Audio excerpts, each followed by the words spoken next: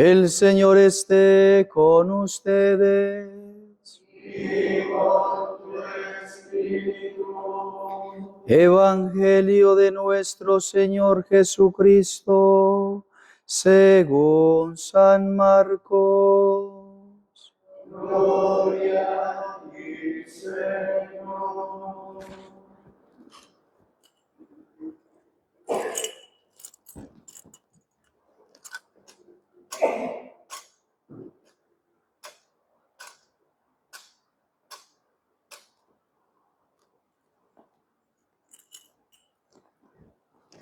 Jesús entró en Cafarnaún y cuando llegó el sábado fue a la sinagoga y comenzó a enseñar. Todos estaban asombrados de su enseñanza, porque les enseñaba como quien tiene autoridad y no como los escribas. Y había en la sinagoga de ellos un hombre poseído de un espíritu impuro, que comenzó a gritar: ¿qué quieres de nosotros, Jesús Nazareno? ¿Has venido para acabar con nosotros? Ya sé quién eres, el Santo de Dios. Pero Jesús lo increpó diciendo: cállate y sal de este hombre. El espíritu impuro lo sacudió violentamente y dando un alarido salió de ese hombre.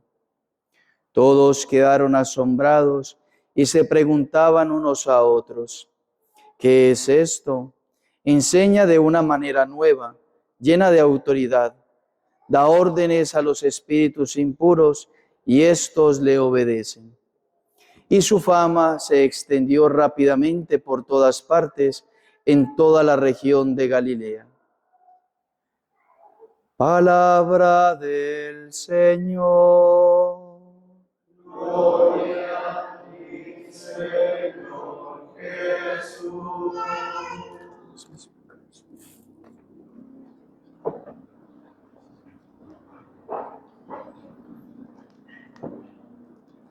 Queridos hermanos, celebramos el cuarto domingo del tiempo ordinario. Con gran alegría hoy escuchamos y mucha devoción la palabra de Dios, que es aquella que nos muestra el camino por donde el cristiano, por donde el hombre, por donde el católico tiene que avanzar. No hay otro camino sino Cristo. No podemos nosotros darnos como tal o dejarnos más bien engañar por el mundo y por Satanás, como si en este mundo hubiesen varios caminos. No, Cristo es el único camino. Quien se asemeje a Él llegará a la vida eterna. Quien no, el Señor le pedirá cuentas, como lo escucharemos en la primera lectura del libro del Deuteronomio. Entonces el Señor, nos dice el evangelista San Marcos, vino a enseñar. El Señor vino a predicar. El Señor quiere enseñarnos. ¿Y por qué nos quiere enseñar? Porque nosotros estábamos seducidos y engañados por Satanás. Seducidos y engañados por Satanás. Miren que el evangelista Marcos hace un énfasis y dice el evangelista Marcos que el Señor tenía autoridad y que enseña no como los escribas. Enseña no como los escribas. Es decir, que el Señor enseña de una manera diferente. Los escribas enseñaban la Torá, la ley de Moisés, pero no la enseñaba como debían. Estaban seducidos e engañados por el enemigo que quería desviarlos del plan de salvación. La autoridad de Cristo reside precisamente en que Él es la verdad, en que Él es la palabra. Y por eso entendemos o escuchamos el libro del Deuteronomio, donde el Señor anuncia un profeta, y ese profeta enseñará la palabra de Dios. El Señor, tu Dios, te suscitará un profeta como yo, es decir, como Moisés. Lo hará surgir de entre ustedes, de entre tus hermanos, y él es al quien escucharán, al que escucharán.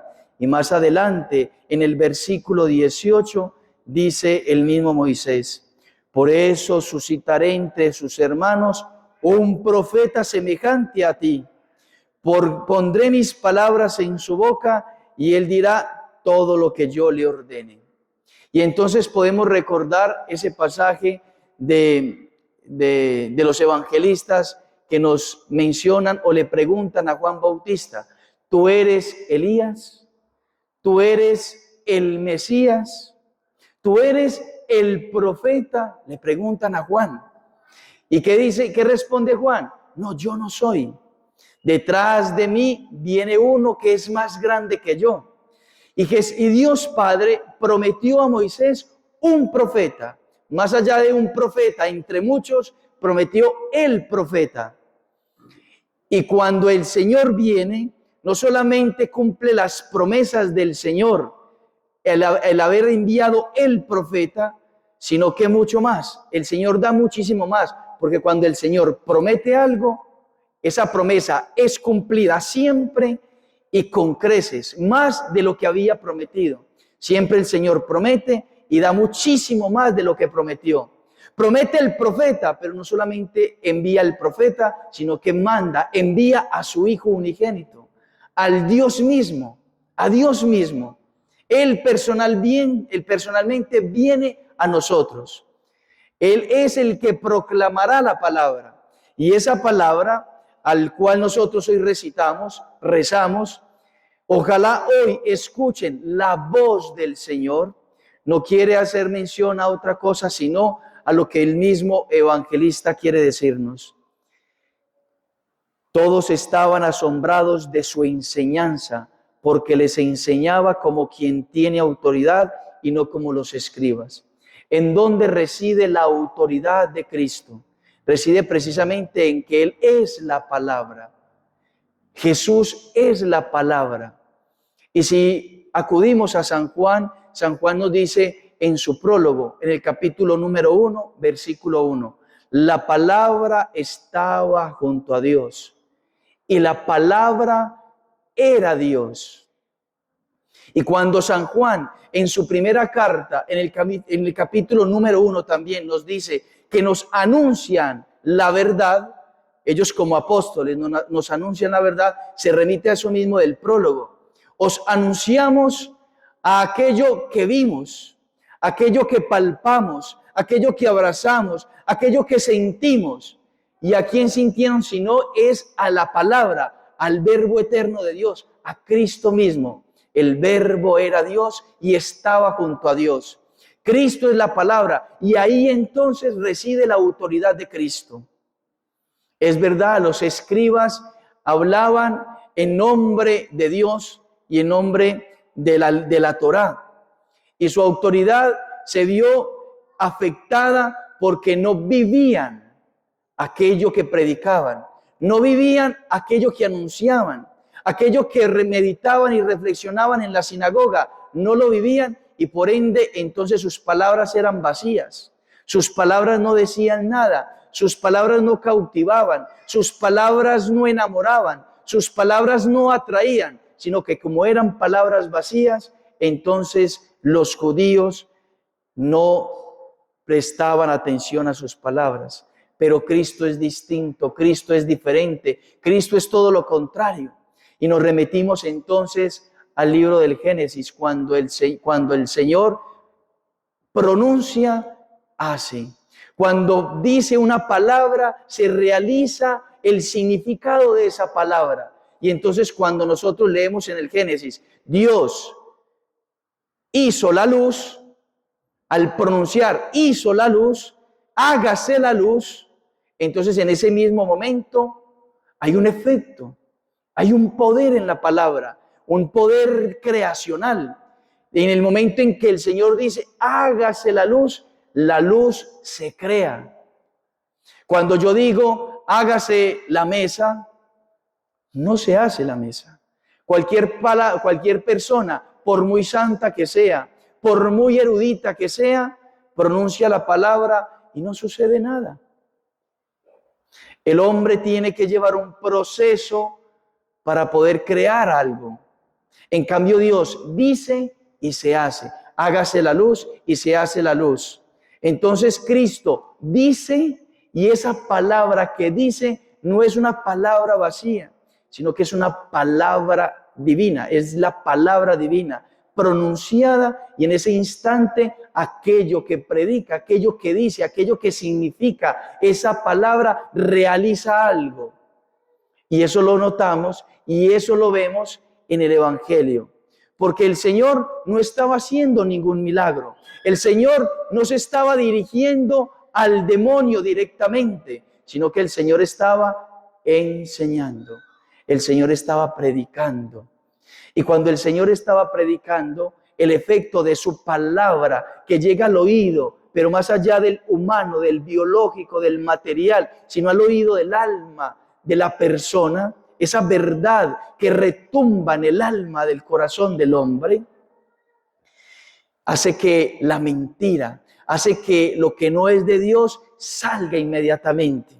Y por eso cuando el Señor está enseñando, dice el evangelista Marcos, un hombre que había en la sinagoga, poseído por un espíritu impuro, comenzó a gritar, ¿quién eres? ¿Qué quieres de nosotros, Jesús Nazareno? ¿Has venido para acabar con nosotros? Claro, el demonio está diciendo una verdad, pero recordemos, como dice el apóstol San Juan, que el demonio es un mentiroso desde el principio. El demonio es mentiroso. Y aunque está diciendo la verdad de que el Señor ha venido para acabarlos, porque precisamente su palabra santificadora les está haciendo repugnancia en su interior, porque no resisten la verdad, no resisten la palabra de Dios, y por eso gritan, por eso salen, por eso se ponen en evidencia, por eso se ponen delante de la luz, que es Cristo. Hay un combate. Cristo vino a combatir la mentira. Cristo vino a combatir el error. Cristo vino con su enseñanza y con su verdad, con su predicación, a sacar al hombre del engaño de Satanás. Del engaño de Satanás. Y por eso nos dice Moisés, al que no escuche mis palabras, al que no escuche mi palabra, hablando de Jesús como verbo eterno de Dios, como palabra eterna de Dios, las que este profeta pronuncie en mi nombre, yo mismo le pediré cuenta. La gran misión de nosotros como hijos, la gran misión que nosotros tenemos como católicos es escuchar la palabra de Dios y no la palabra del mundo y no la palabra de Satanás. Y aquí entonces hay una aplicación a nuestra vida concreta, porque Satanás habla y no deja de hablar. Y el Satanás hace bulla en el mundo y no deja de hacer ruido. Él permanentemente está al acecho, porque él está como enemigo. Él es el enemigo de nuestra felicidad. Él es el enemigo de nuestra salvación. Él es el enemigo de la vida eterna, de cada alma creada por Dios. Cuando una criatura nace, el demonio se declara a sí mismo un mandato: hacer perder esa alma, hacer perder ese niño. Y por eso empieza a corromper, quizá en este tiempo más que nunca, empieza a corromper a las criaturas, a los hijos de Dios desde pequeños, desde la infancia, por muchos medios, para infundirles en su corazón, en su interior, la mentira, y que los niños crezcan creyendo que es verdad lo que es mentira. Satanás no se cansa de acechar. Cuando nosotros hoy, por ejemplo, en este tiempo, buscamos la manera de sacar vacaciones, que de hecho San Juan Bosco en sus escritos dice que las vacaciones son obra de Satanás. Las vacaciones son obras de Satanás. ¿Por qué las vacaciones son obras de Satanás? Porque las personas cuando se van a vacaciones, no todas por supuesto, se van y se olvidan de Dios. Se olvidan de sus prácticas, de la misa dominical, del rosario.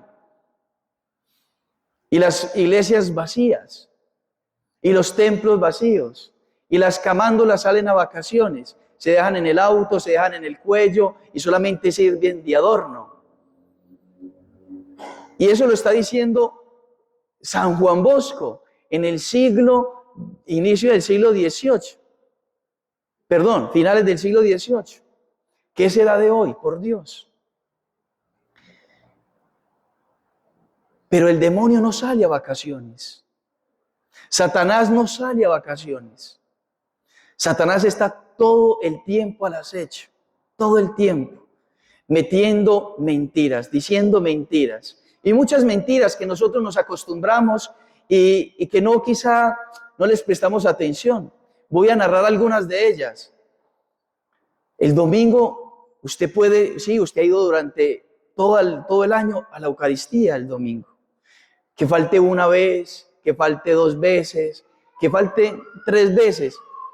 No importa, el Señor comprende de que usted se va a descansar. Y desde que usted lo piense allá en la playa, lo piense allá en el centro comercial, y que usted rece un Padre Nuestro y una Ave María, el Señor comprende que usted está descansando. El demonio miente diciendo de que no es necesario confesarse. Usted puede pedirle perdón al Señor en su oración personal, allá recogido en su habitación, en el silencio. No se confiese. El demonio miente diciendo, hombre, no es necesario el matrimonio. Usted puede, por las promesas del mundo, aspirar a casas, aspirar a salir de turismo por el mundo entero. En esta semana hablábamos con una pareja y le proponíamos precisamente eso, que se casaran porque vivían juntos. Pero ellos decían, no, es que nuestros planes es salir y conocer, ir por el mundo entero conociendo. Y no está malo conocer, pero ahí está la gran mentira que pone Satanás. Dedíquense a las cosas de la tierra, dedíquense a las cosas de este mundo, pero no a las cosas de Dios, que es lo primero, el matrimonio. Porque quizá no se quiere tener hijos, que es otra mentira de Satanás. No hay que tener hijos. Ya los hijos se pueden cambiar por un animalito, por un cachorrito, por un gatico, por un cerdito, por un simiecito. Y empieza a haber uno animalitos en la casa, pero niños no.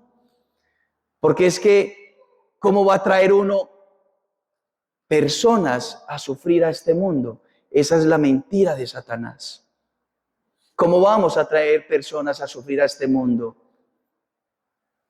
Lo cual quiere decir que usted no está contento con su vida. La persona que piensa de esa manera no está contento con su vida y entonces está arrepentido de haber existido. Porque sufrimos o no sufrimos. Lo lindo de esta vida es precisamente eso, venir a la lucha, venir a luchar para ganar la vida eterna. El demonio también miente diciendo, no, usted tiene derecho a casarse nuevamente. Usted tiene derecho a volver a tener a alguien en su vida. Fracasó en el primer matrimonio. No, usted tiene derecho a rehacer su vida. ¿Cómo se va a quedar solo? ¿Cómo se va a quedar sola? Es la mentira de Satanás, camuflando un pecado gravísimo que se llama adulterio. Satanás miente diciendo, no, pero es que es una interrupción al embarazo, cuando en realidad es un asesinato de un niño, de un alma que está en el vientre de una madre e indefenso. Es el asesinato cruel, nefasto de un niño indefenso. Pero no, el demonio dice a través del mundo es una interrupción del embarazo. Una muerte digna. Bueno, antes de pasar a eso, con dolor escuché a un sacerdote que daba un análisis del aborto durante esta semana, el viernes, y decía que el año 2023, 72 millones de personas murieron en el vientre de su madre. Es decir, abortados. queridos y asesinados por su madre o por su padre. 72 millones. 72 millones. ¿Y cuántas personas murieron a lo largo de todo el año por diversas situaciones o enfermedades? 120 millones. De las cuales 72 millones fueron niños abortados. Y nosotros queriendo seguir la mentira de Satanás. Qué tristeza que nos despreocupemos de lo que está aconteciendo en el mundo. Seguimos a lo otro. La muerte digna, la muerte asistida, cuando no es otra cosa sino el asesinato de sí mismo, es el suicidio de sí mismo o el causante del suicidio de una persona, cuando es un doctor o los que ayudan en el hospital. No es que otra mentira. No, yo voy a planificar con métodos artificiales y me pongo no sé qué cosa y así y frecuento no sé qué cosa para no tener hijos porque me da miedo, porque está muy dura la situación, etcétera. Y entonces hoy el llamado es, y podemos quedarnos mencionando muchísimas cosas, la ideología de género. A los niños se les quiere enseñar a decirles, usted que es un niño puede ser una niña, usted que es una niña puede ser un niño, como decirle a la silla, usted puede ser una mesa, como decirle al sol, usted puede ser frío, como decirle a la luna, usted puede ser el sol. Cosas absurdas. Satanás miente. Y nosotros como católicos no estamos llamados a escuchar la palabra de Satanás. Y por eso el Señor hoy, con autoridad y con radicalidad, le dice a Satanás, cállate. Lo dice el evangelista. Pero Jesús lo increpó diciendo, cállate y sal de este hombre. Y es lo que nosotros tenemos que decirle hoy a Satanás. Cállate en mi mente, en mi cerebro, en mis pensamientos, cállate. Yo no quiero hacer tu voluntad, yo quiero hacer la voluntad de Dios. Cállate. En el nombre de Jesús te pido que te vayas de mi vida. Yo quiero hacer la voluntad de Dios y llevarlo a la oración y decirle al Señor, Señor, yo quiero hacer tu voluntad. Señor, yo quiero seguir tu camino. Señor, yo quiero hacer aquello que te agrada, aquello que te pone contento, aquello que te hace feliz a ti. Yo lo quiero seguir, Señor. Me va a costar, es difícil, pero tu gracia no me va a faltar. Tú estás conmigo, Señor. Tú estás conmigo, Señor. Tú eres Dios, tú eres el Emanuel, el Dios con nosotros. Y enamorados de esa palabra, y encantados de esa palabra, y maravillados de esa palabra, nosotros la escuchamos y la obedecemos. Y la ponemos por obra. Y la queremos obedecer porque sabemos y creemos que esa palabra es palabra de salvación. La palabra de Satanás, la mentira de Satanás, te da placer, pero te angustia, te da incertidumbre, no eres feliz. Eso es lo que uno ve en el mundo. Personas que hacen su voluntad o la voluntad del mundo y por ende la voluntad de Satanás, y esas personas están insatisfechas, perturbadas, desesperanzadas, con tristeza, con angustia en su corazón. Mientras que el que hace la voluntad de Dios es arduo, es un camino estrecho, hay que pasar por la puerta estrecha, angosta, pero es un camino de salvación, es una palabra que nos libera de nuestras esclavitudes. Es una palabra que nos da la certeza de la libertad y la certeza de la felicidad.